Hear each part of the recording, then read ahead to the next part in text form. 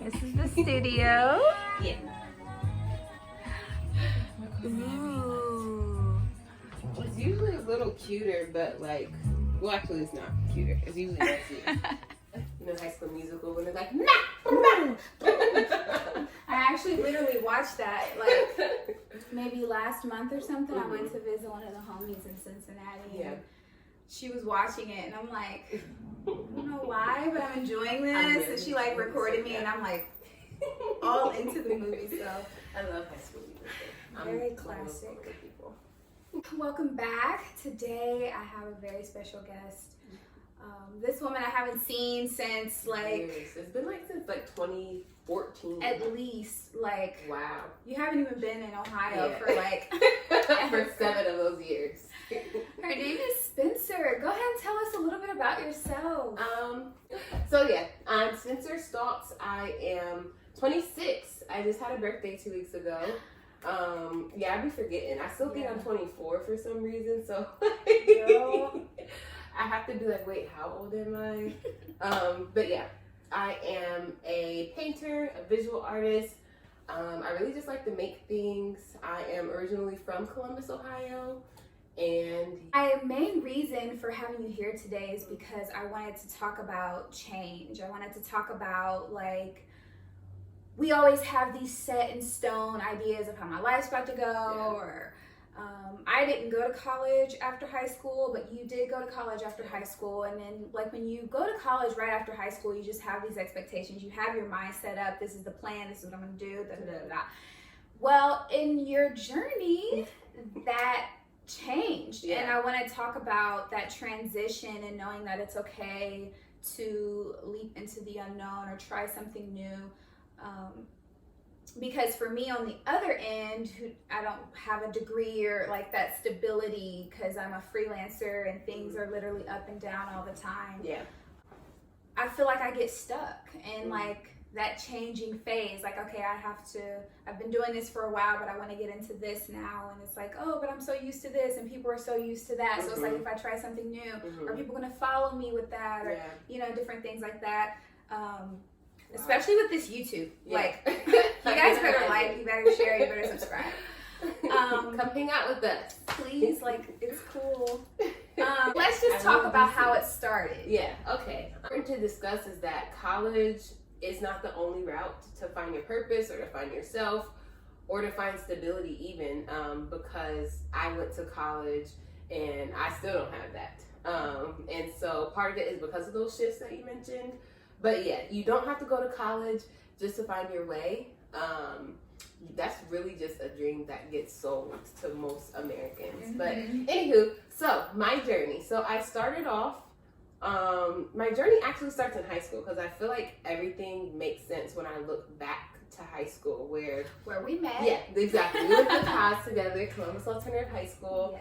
Yes. And looking back, it felt at the time that I had really, really binary interests that couldn't overlap. Like, I was on student senate and I was like helping plan like prom and like, you know, formal, and I was on those like more political orgs, and I was doing a lot of like community work in Columbus.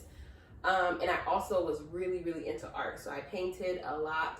I did IB art, I did AP art. Like, I was just, you know, fully immersed in my artistry as well. And the only electives I ever took were art. I refused to do anything else. And so at the time, like, it didn't make sense. It didn't make sense to me. I didn't know really what my plan is, but I figured, I don't come from a very like financially stable upbringing. So I'm like, okay, like, I need to make money. So I'm just going to follow the political community work route because at least I know I can find a job. Whereas like, there are very few jobs for artists, like, you know, or just someone who does art. So yeah, so the plan was actually to be a local government official, to work in like City Hall, work at some local nonprofit, do community work. I love people. I love to make a difference and an impact in people's lives. So yeah, so that was the plan. So from high school, I attended Howard University. I moved to Washington, D.C. when I was 17. It was my dream school. It was my dream experience. But there were just, looking back, there were pivotal moments where I realized, like, is this for me? And I'm like, but Spencer, you don't have a choice. And then, like, there were other moments where it's like, actually, like, I'm not willing to sell my soul for these politics. And then it was just like, Spencer, you don't have a choice. So it was a lot of kind of like, almost like a yo-yo, where I've always been into art, but I just didn't feel like it could provide me the security that I personally would love to have. So I think one of the biggest breaking points was as a Howard attendee. It was my junior year of college, and I really wanted to study abroad. I had been learning French since like kindergarten, and my French teacher at Howard, he pulled me aside and he said, like, there's nothing else I can teach you. You need to get out of here. Like, the only way you can keep learning French is if you go to France. And he was saying, like, you're too talented to stay here and blah, blah, blah. Yeah. You know, another dream sold. Yes. But yeah, so long story short, I got into this program at Syracuse University. And so I just went to France. And so that was one of the best experiences of my life. I got basically paid to live in France for 4.5 months. My tuition was paid for through SU, like everything was paid for. Wow. And I just got to live and work there. And that's when I started exploring my artistry more. I started painting. I started exploring oil paints. I'm self-taught, so like I'm kind of stubborn in that, where like I only do things when I kind of teach myself. Yeah. Which is backwards, but you know, I'm digressing. But I just remember walking down the street, and in Europe, like, their lives are just different. Like, the way they appreciate life and the way they choose to live life. And even to where, like, the way, like, their architecture is structured. It's like the way their lives are structured. It's just beautiful. Mm-hmm. And, like, not just, like, the whole inner beauty of, like, they actually take time to enjoy their lives, but, like, aesthetically, like, it's just beautiful there. And there's these churches and cathedrals, but even just the regular buildings, like, you'll see on an apartment building, like, a really ornate door. And it's, like... I love doors. Oh, my gosh. I have a whole, like, study abroad album of just doors, like, from Portugal and Spain and mostly France. And it's just like, how are your doors even pretty? Like, I just have, when I buy a home, the door matters. Mm-hmm. For sure. It's like the cherry on top. Oh my goodness. I'm glad I'm not the only one. I was walking past this like beautiful, like ornate archway that had like carvings all in it. And I was just like, I'm not going back. Like, I'm not going back there. And at the time, I thought I meant I wasn't going home. But I realized that I couldn't go back to like the political world, which was a hard pill for me to swallow, because I literally since the 3rd grade knew I was going to be like a local politician. Like, I just and it's knew your it. junior year. You're literally at the borderline. Exactly. Studying abroad and seeing how other people lived helped me realize, like, this isn't the only way, and you'll just hate yourself. Like, you'll literally hate yourself in your life. And so that was my first really hard, like, turn.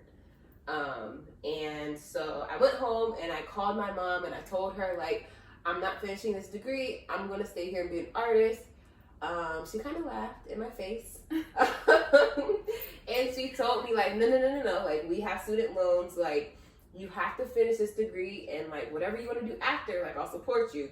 But you got to finish what you started, which is something she's instilled in me since forever. So that was the first time things kind of shifted. And so that happened, and then I ended up transferring to Syracuse. Long story short, worst experience of my life.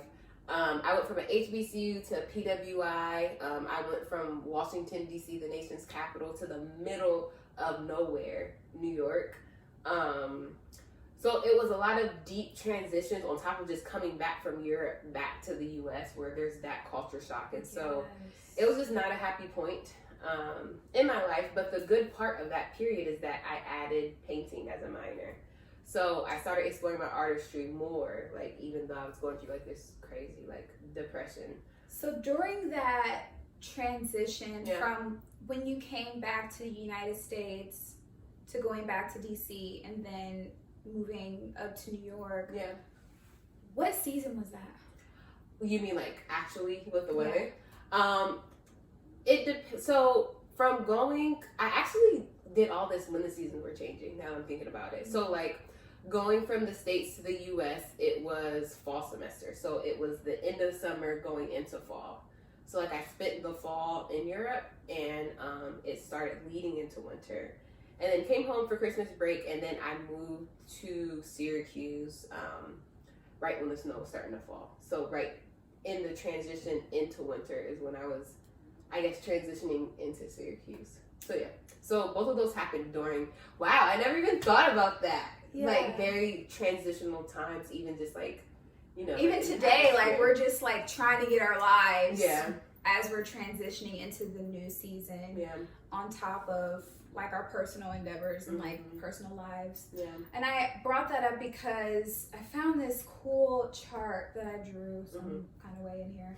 But it mentioned how like in the autumn, like, but for you, you were probably really focused, but then you had that reality like, ooh, like this is not it when I go home. It mentioned like less focus, low energy and things like that in the fall. And I don't know if you were like experiencing that on the way back here from leaving Europe, and then like getting to New York in winter where we're like hibernating, inner focused, and like, you know, writing down what's next and things like that. I was writing this down earlier, like, wow, that really like has an effect on like everything that we do. And I honestly just thought about it too, like a couple hours before I got here. So I was like, oh, that might have been, you know, kind of partially like what was going on in there. No, I never thought about that. I think there's like the actual like atmospheric changes, but I also think that we as people have specific patterns for ourselves. And I don't know if this is just how I was trained. So like usually the next few months for me are like a more productive season where like, okay, like I'm focused, like I have a little clarity, like I think it kind of coincides with when school starts for me, and also my birthday is at the beginning of like the end of summer, early fall. And so I think for me there's kind of a sense of renewal in this time. And then towards the end of that and in the beginning of winter, it's like the complete opposite. It's like it's a labor to get through everyday tasks. And so that's just interesting now I'm thinking about it, because I'm thinking about how like this is around the time where I make like big decisions for like where I want to go and what I want to do. And that's exactly what happened when I was in France. And then when I went to Syracuse, I love when this happens. Yeah, because I love talking to people and picking their brains and like just you finding out things or like, oh, I didn't think about it that way. Never thought things about like that. it. So it has such a big impact. It was China. She did it on camera epiphanies. Yes. But yeah, now that I'm thinking about it, winter has never been like a happy time for me, and so I think just that in general, and then all of the very, very huge shifts that felt like it was shifting in the opposite direction than I would ever choose and want for myself. Like, I would never want to live in the middle of nowhere. Like, the sun only shone 19 days that whole semester. So in a 4.5 month period, like, it was completely overcast every day. And so it just wasn't a happy place in the outside world or in the inside world. And ooh, that shows. Yeah. I did not even think about that. And from the pictures and stuff, I'm like, oh my God, I'm coming up. Yeah, I told you. I tried to tell you. Well, it got better also. Like, it got better. I stopped hating everything and everyone there. Yeah. But it only took 3.5 years of my life. That's nothing. But yeah, so by the time I was really posting and stuff, you saw like the finally becoming like whole. Whereas throughout the whole period, it was definitely just piecing together the parts and hoping they like stay together. So yeah. Okay, so that brings me to the next part of like you from like us not diving too deep in like having like a 3-hour talk, but which like could happen. Yeah, with like people who are listening and just was like, oh, okay, that seemed doable, but what would you give to them in those moments where you felt stuck?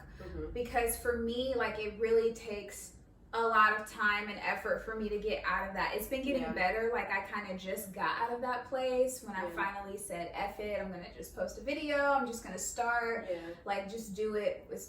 What's the worst that could happen? Like, it took so long. I've been wanting to do this YouTube for 2 years, and I'm finally, like, you know, still using my phone and a $30 tripod, like, that I could have bought 2 years ago, but it's fine. Like, what advice, like, what do you suggest in that, especially for, like, college students? Because it's more people transitioning into the freelance world, but it's way more that, like, do the college route. So that's hard for me to answer, just because I feel like I've experienced both worlds, so I can see the pros and the cons to both. And I feel like I'm not really out. Like, I feel like I'm still in it, and I think it's hard to really give thorough advice when you're still in, like, what you're advising on. I think, so, like, for example, for me, do you remember reading Siddhartha at Kaz? So, one of my favorite books. I think there's this theme in Siddhartha of, like, renewal, and it's almost like this circular, cyclic concept of life where, like, long story short, this man goes and does everything he's not supposed to get to where he's supposed to. And it took him going through everything he wasn't supposed to even find what he was supposed to do, to find where he was supposed to be, and to acknowledge the beauty and the purpose within that space. Like, it took him basically going on so many wrong routes to find the right one. And he talks about how, like, he had to, like, he wouldn't have found his place without finding everything that wasn't. And so I feel like that speaks most to my situation right now. Yeah, that's very virtual. Like, we could all use that in whatever we're doing. Exactly. And but I also say that just so you know, like, most people who find their it or their purpose or whatever the case may be, it's not a one-shot thing, and it's not something you just go straight into. Like, a lot of times people, it's like, it's the journey and the process that builds your ability to even walk into your purpose. And so the journey is never going to be just taking you straight to your purpose or taking you straight to it. Like, you're building up the courage as you're going through the journey, or as you're going through the wrong things. That's what makes it a journey. Exactly. And I hate it. I'm not going to lie to you. I hate it. I think it's the worst thing in the world. If I could choose, I would not choose it. And that's just me being, you know, I'm impatient. I like my cake. I like to eat it whenever I want it. But I can't, in saying that, I also can't not acknowledge how much the journey has gotten me to the freelance point, you know? So I don't think I would be an artist had I not gone to college and thought I was going to be a politician, and you know what I mean? I don't think it would have happened. So here we are today, and you have this beautiful jewelry line, you have t-shirts, you have, like, you're starting necklaces. But you just have a whole setup, and I just want to know, like, where that came from, and you know, tell us about it. So my art kind of haunted me until I listened to it. It still kind of does. I was just telling my boyfriend today, like, I keep seeing things. I'm not crazy, but like, I keep seeing things in my head, and I know I'm supposed to make it. And so that's kind of what happened. So it started off slow, where just people would be like, "Oh, like, you should put this on a shirt," when I would paint something, and I'm just like, nobody would buy that. And so it was years and years of people saying, like, you should sell prints of this, like, you should put it on a shirt. And then finally, I'm just like, okay, like, I'll think about it.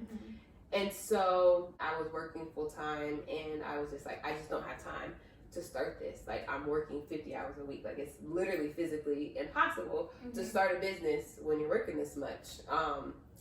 And then I remember, like, it just kept haunting me. Like, I would go in my closet and I couldn't find shirts. Like, it was the weirdest thing. Like, I could never find shirts. I would go shopping. I could never find shirts that I liked. And every time I would go shopping or every time I would try to find an outfit, like, I would hear a voice in my head, like, see, if you made your shirts, then you wouldn't have this problem. And I was just like, it's a t-shirt. Like, that's not true. And so finally I just got tired of it. So I'm like, all right, let me do this. So like I had a conference with my best friend, and she was just like, I'll help you, I'll do research so it's not all on you and blah, blah, blah. So I remember telling her, like, I want to just put my all into this, but I feel like my job is getting in the way. Then long story short, the next day I got fired. And so ironic what you say, what you put into the atmosphere, it'll come back. So real. Yeah. And so not in the way that you thought either. Exactly. Because, you know, life just has a sense of humor that is not funny. But so I think at that point, that's when I realized that life is what you make of it. And I could, you know, make some lemonade out of lemons, or I could just cry about how I had lemons. And so I just started with the t-shirts, the prints, and then I think I put my art on like journals and puzzles. So I just started off just making stuff and seeing what sells. I was like, that's such a cool idea. Thank you. They're one of my favorites. So I was working. I started my business right before COVID. It was terrifying. We can talk about all that on the next episode. Yes. I'm just joking. But I actually started the earrings because I was having like artist block. Like I couldn't create, I couldn't paint. I just wasn't feeling creative. It was the dead of winter. I was in Syracuse, very isolated because I only knew 2 people there. So I just wasn't in a good space in the winter time. And so I just got clay just to play with it. I'm part of this group and they said like, when you feel blocked, kind of switch to another medium and just use it as play. And so I started playing with it, and then like I remember watching a video just to see how to bake it, and this girl was making earrings, and I'm like, wait, I can do that. And then literally the next day, like I just made like a whole collection. Like I made like 15 different designs, and I'm like, wait, I can do that. Like I didn't even know it. I didn't even try. So then it just kind of snowballed out of that, just being blocked as an artist and just trying to still be creative within that block. So I say that to say I don't really know. Like I don't know where it came from all the way. It just happened, and then it has taken off more than anything else. I should have brought the clay I had, because I have clay. I bought clay during like when quarantine kind of started, like a little bit after that, because again I was like, what am I gonna do? And as a model, my whole life was over. Like literally I had nothing to do, and so I'm just like, oh, this is depressing, and I feel the depression coming on. But it was weird because I'm like, oh, everything was going so great prior to that. Like it's making up half my income, and I'm just like, oh my God, like I'm on the verge of like just not doing it. You know, I could be a full-time, you know, and then that happened and it literally went down. And so I bought clay and like different things like that. You know, I was making pillows and stuff.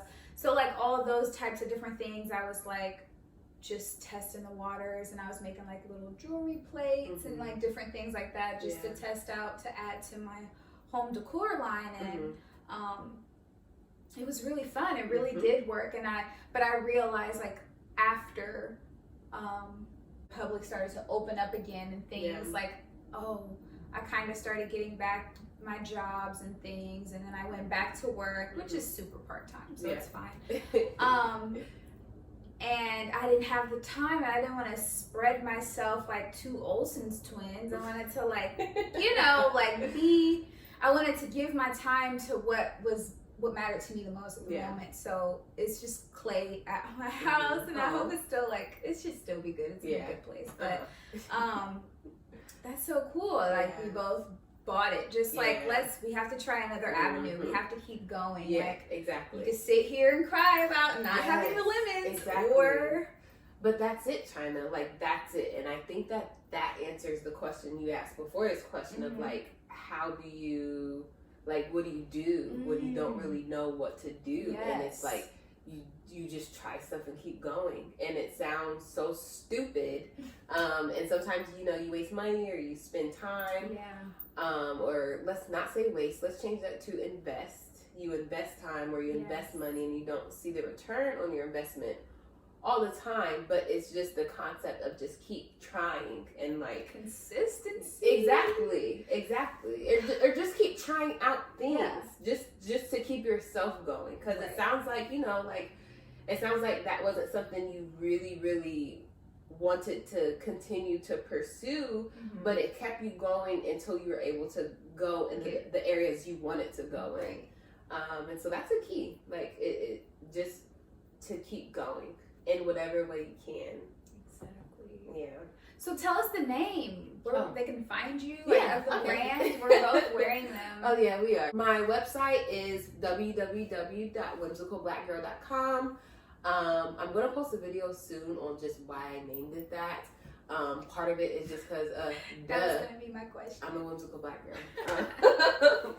So I wanted it to showcase me authentically, and I'm a very whimsical black girl, and so so that's the name. And you can find me on Instagram at whimsical black girl, Facebook at whimsical black girl. It's all just whimsical black girl. And so so I have a lot of sales that I post on Instagram and stuff like that. I'm so happy for you. Thank you. I've literally been watching this growth, and it's just like amazing to see, and even more amazing to sit here and talk to you about it. Thank you. It just really makes me feel good. Plus, this is like what I like to do. Like, I'm realizing like the pandemic also like let me know like modeling can be taken away. Anytime. I'm getting older. I don't know. I mean, things have changed, so that's not too big of a deal. But like, just like, what else do you have? What else? What else long term or whatever. And I love talking to people and like interviewing them or something. So I don't know. Honestly, there's a whole like research, like a official academic research methodology. It's called a oral historian. So an oral historian is someone who kind of sees value, especially in people who are underrated or overlooked, or in fields that are underrated and overlooked. And they draw out the story through oral histories, and the job and the role of the oral historian is to listen analytically and to follow where the person is leading them. But it's a whole concept where it's less formal than like a interviewer or a journalist, but it's still just as valuable and just as valid. I like that way better. So you should literally call yourself like, I am an oral historian. So that's exactly what you're doing. So y'all heard it here first. Okay. I'm feeling good. Well, I think that we are all done here. I am going to get these earrings. Yay. Like, yes, I'm gonna show mine too. In my pink pants. Oh, ooh. Ooh. So this is the last season. But those are the new season. Yeah, baby. And it's just starting. Oh, well, thank you so much. No problem. Thank you for having me. I'm happy to be here. Peace. Bye.